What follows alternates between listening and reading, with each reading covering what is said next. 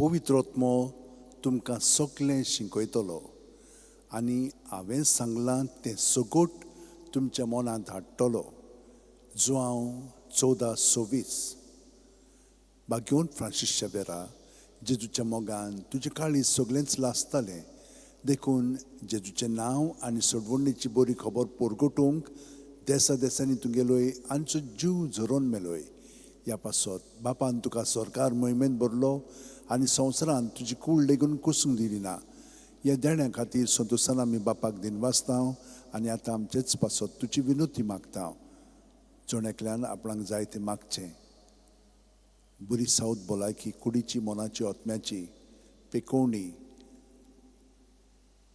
Admission, partner, job इत्यादी आनी सगल्यो तुमच्यो गरजो आसा तितल्योय तुमी आतां बागेवन फ्रांसीसा मुखार मांडात.